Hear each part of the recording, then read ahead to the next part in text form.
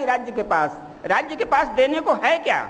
हमसे आपसे जो लेता है वही तो देता है। और ज्ञान नहीं होने से ये चर्चा ही नहीं है। पूज्य स्वामी जी उठा रहे हैं, 2-4 लोग उठा रहे हैं, बाकी भाई ये तुम्हारे पास ये आएगा कहाँ से?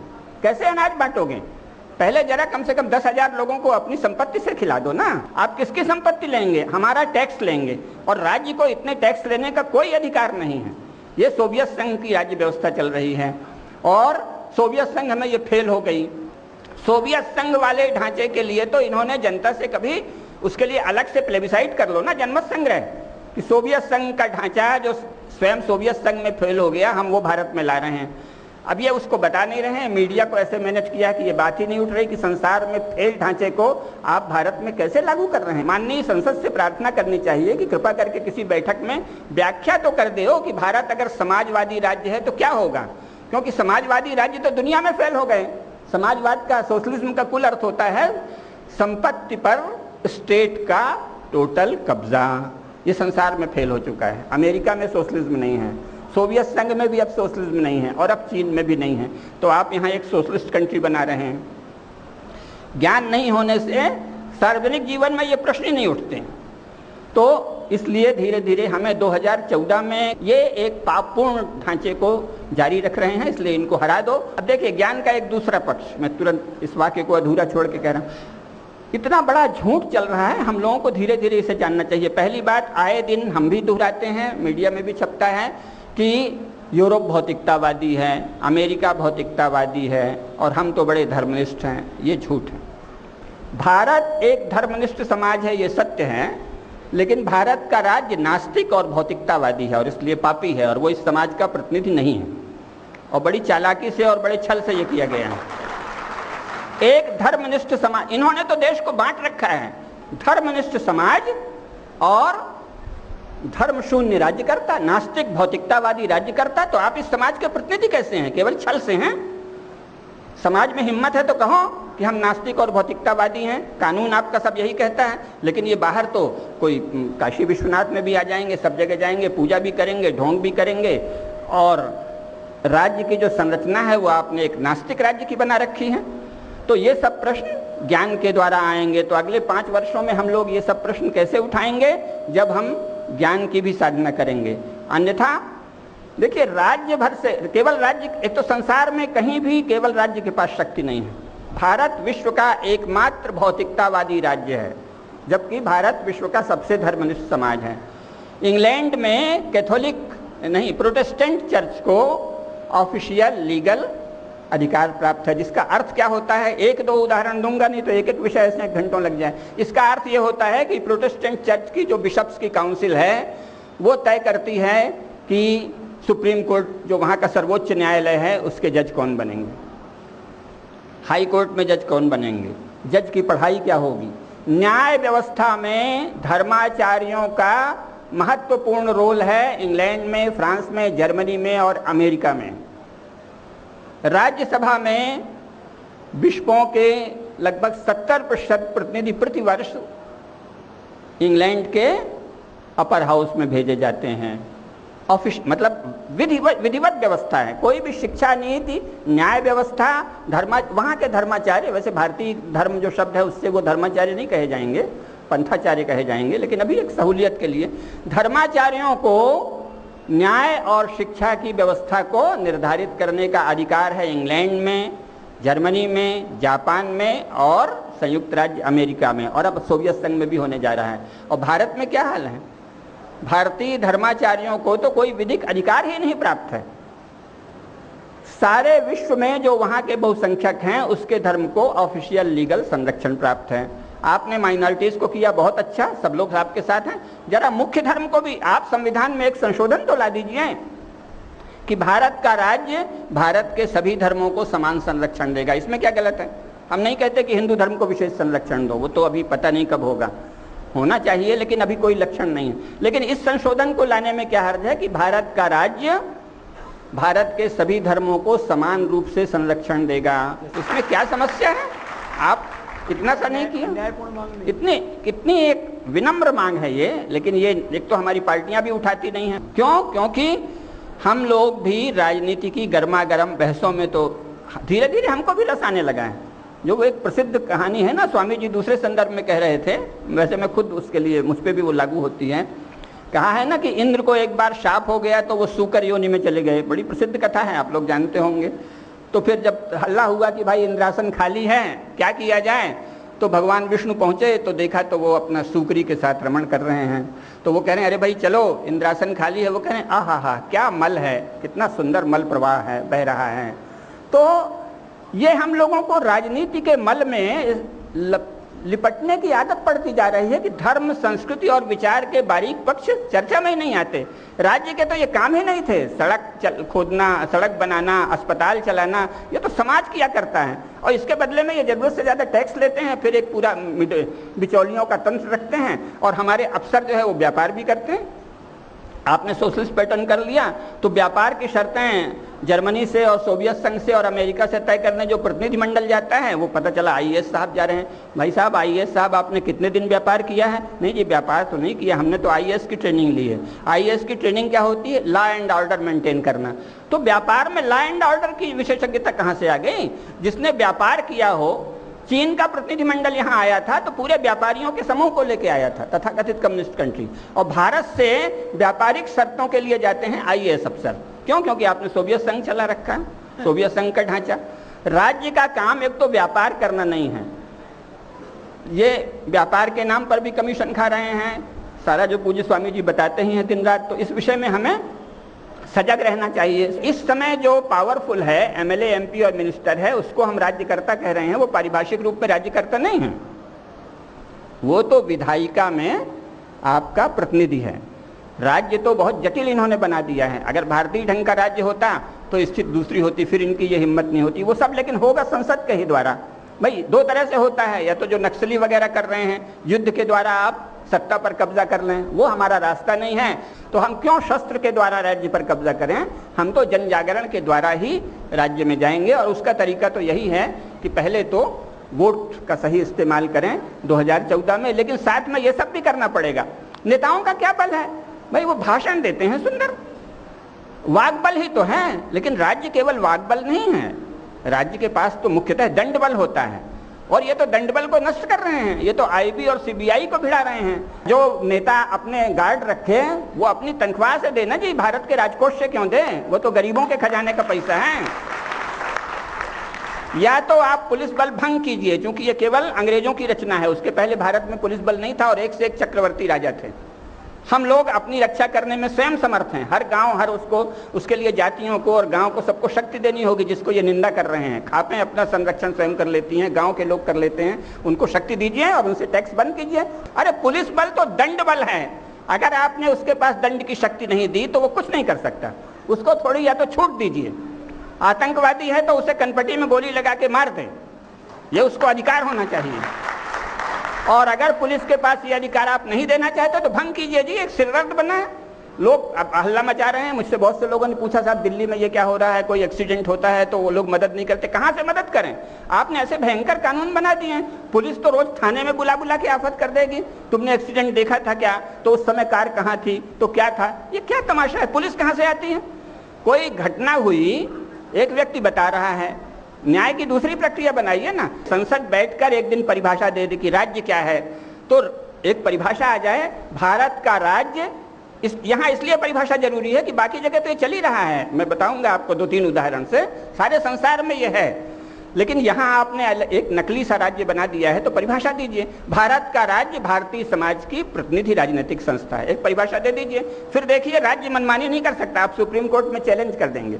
अभी तो जो भारत का वर्तमान संविधान है, अगर आप में से जो लोग पढ़े हैं या कुछ वकील होंगे देखते होंगे, उसमें कुल 2 चीजें हैं। स्टेट के अलग अलग ऑफिसेस कह लीजिए, अंगों का वर्णन है। राज्य को ये अधिकार है, राज्य को वो अधिकार है, और नागरिकों को क्या अधिकार है, 2 चीज दिया है बस। भारतीय समाज नाम की कोई वस्तु है, ये संविधान पढ़ने से आपको दिखेगी? राज्य कहाँ से आया? किसका प्रतिनिधि है? राज्य समाज का है ना, और समाज का उसमें उल्लेख ही नहीं है। तो आप कहेंगे क्या इंग्लैंड में? जी नहीं, इंग्लैंड में नहीं है, लेकिन इंग्लैंड में अलिखित संविधान है, और वहाँ ये कहा गया है कि पिछले 1000 वर्षों से जो भी कस्टम्स हैं, महत्वपूर्ण प्रथाएं हैं, रीतियां हैं, रीति और रिवाज हैं अलग अलग समाजों के, वो सब लॉ होंगे। तो हो गया ना समाज का कंट्रोल 1000 वर्षों से। और 1000 वर्ष उन्होंने इसलिए निर्धारित किया कि उस समय नॉर्मन कॉन्क्वेस्ट हुआ था, प्री नॉर्मन को वो नहीं मानते। पर हमारे यहाँ तो भाई करोड़ों वर्ष से ये समाज है, तो हमें तो करोड़ों वर्ष का कहना पड़े। करोड़ों वर्ष से जो सर्वमान्य परंपराएं हैं वो कानून हैं, ऐसा पारित होना चाहिए। चलो आप इंग्लैंड की नकल कर लो। यहाँ देखने में देखिए शब्द छल, अंग्रेजी क्यों लाई गई है? लोग कहते हैं गुलामी से, ये सब झूठ है। अंग्रेजी बंधु द्वेष से लाई गई है। हमारे दूसरे भाई जो अंग्रेजी नहीं जानते कहीं सच्चाई न जान लें, तो इसमें अंग्रेजी में गिटपिट करेंगे तो वो कुछ जान ही नहीं पाएगा, मुंह ताकेगा। अंग्रेजी गुलामी की निशानी नहीं है, अंग्रेजी बंधु द्वेष की निशानी है, देश को बांटने की निशानी है। भाइयों को पता नहीं चले कि हम क्या निर्णय ले रहे हैं, इसलिए अंग्रेजी से चले जाए। तो अंग्रेजी में क्या है? देखने में भारतीय संविधान में भी लिखा है कि लॉ के सोर्सेस क्या हैं, तो कस्टम्स। फिर उसकी व्याख्या क्या है बारीकी से?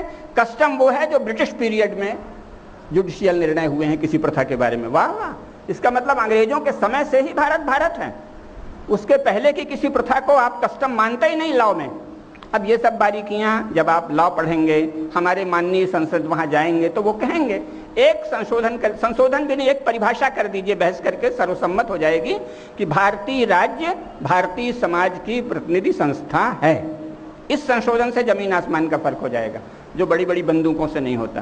क्योंकि तब कोई भी राज्य अगर राज्य मनमाना कदम उठाएगा तो हम सुप्रीम कोर्ट जा सकेंगे कि ये समाज के विरुद्ध है, और वकील सिद्ध कर देंगे तो तुरंत वो कानून नष्ट होगा।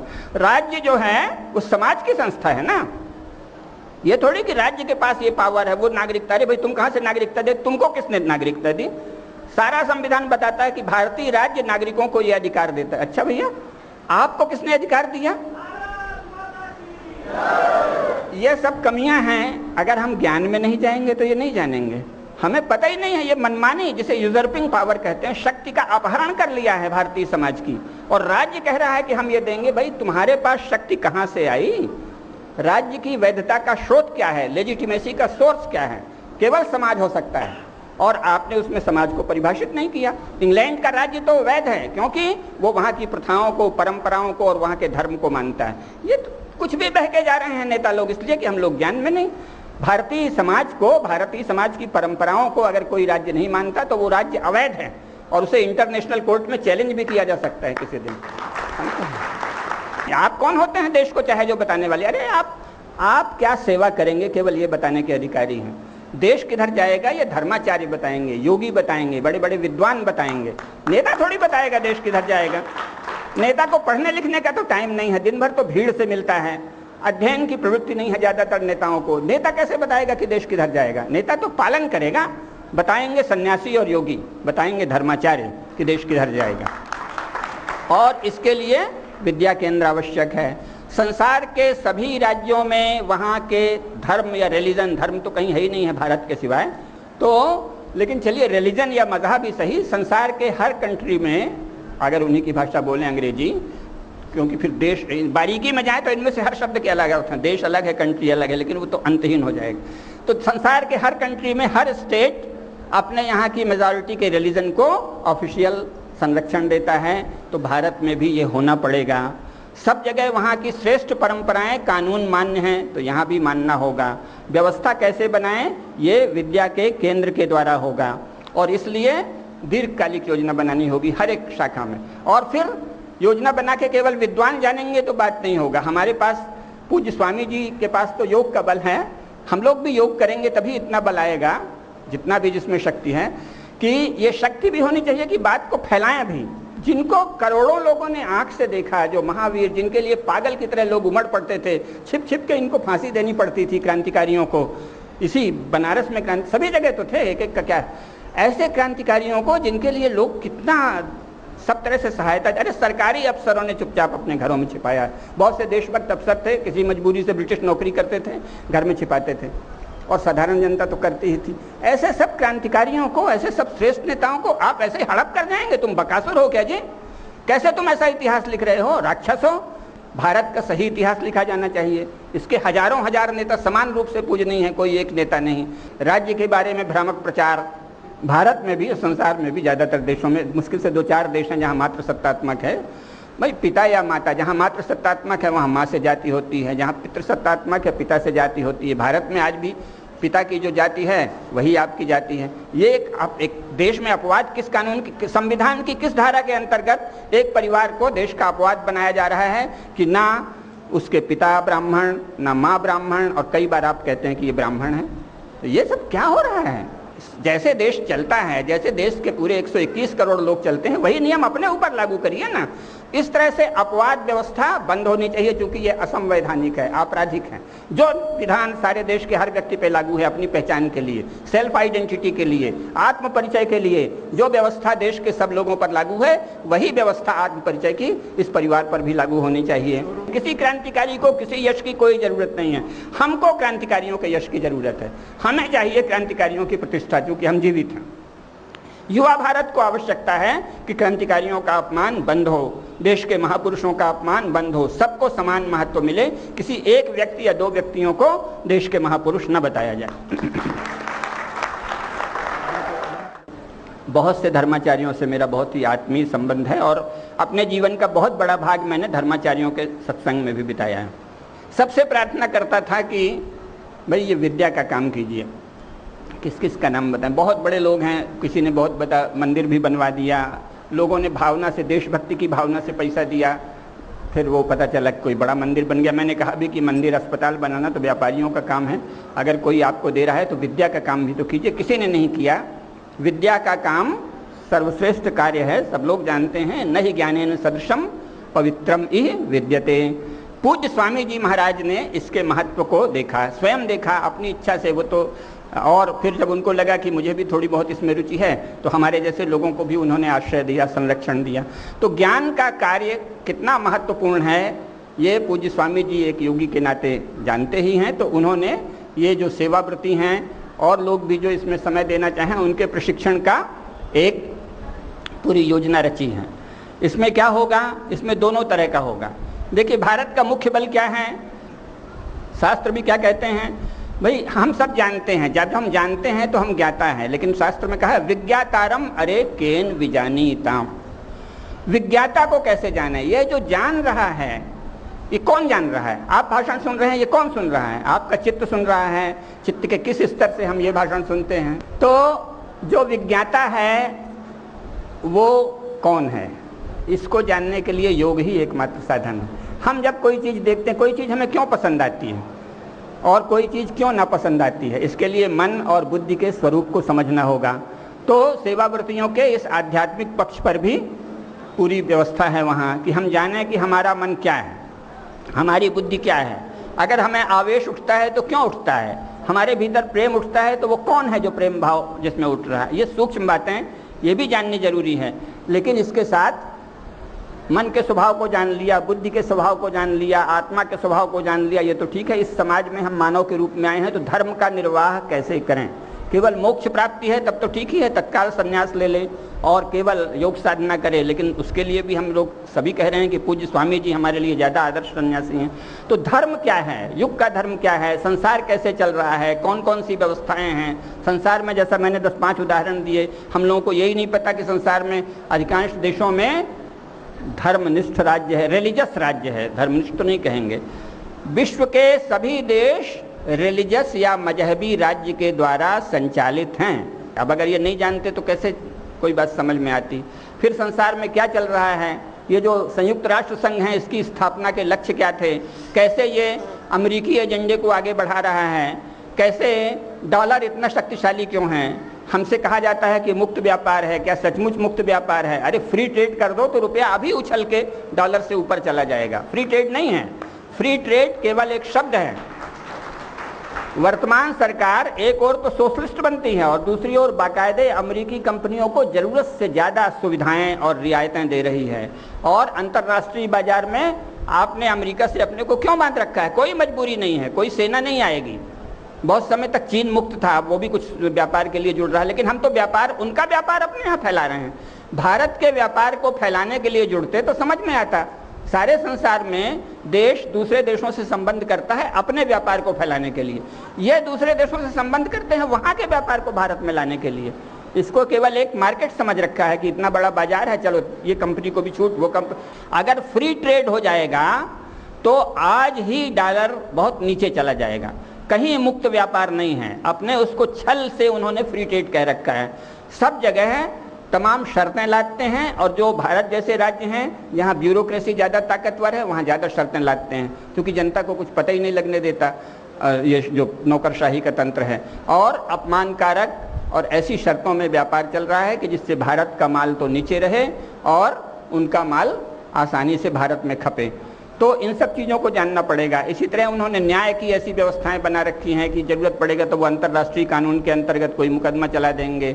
अभी कहीं मेजॉरिटी के नाम पे, कहीं ह्यूमन राइट्स, कहीं माइनॉरिटी के नाम पे, कहीं ह्यूमन राइट्स के नाम। इन सब को अगर हम जानेंगे नहीं, संसार में अमेरिका के पास कोई सैनिक शक्ति इतनी ज़्यादा नहीं है।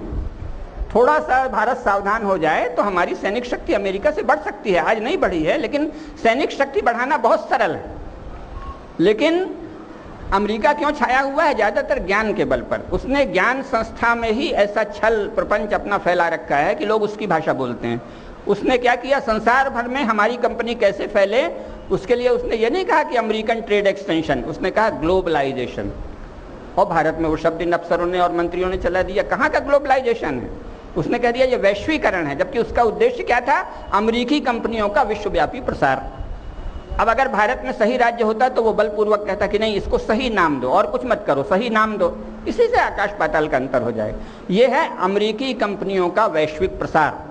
वैश्वीकरण नाम की कोई चीज नहीं है। वैश्वीकरण तो तब होगा जब संसार के हर देश को, हर बड़े व्यापारी को छूट हो कि उसी शर्त पर दुनिया में अपना व्यापार करे। भारत के व्यापारियों को अमेरिका में वो शर्तें और वो सुविधाएं नहीं प्राप्त हैं जो अमेरिकी कंपनियों को यहाँ प्राप्त हैं। तो वैश्वीकरण, उदारीकरण भी एकदम झूठे शब्द हैं सब। माने तो ज्ञान के द्वारा हम इनको भी जानेंगे कि अंतर्राष्ट्रीय अर्थतंत्र कैसे चल रहा है। अमेरिका है और यूरोपीय देश हैं और गल्फ कंट्रीज़ हैं और चीन हैं, यही कैसे बाजार में निर्णायक है, भारत क्यों नहीं है, इसको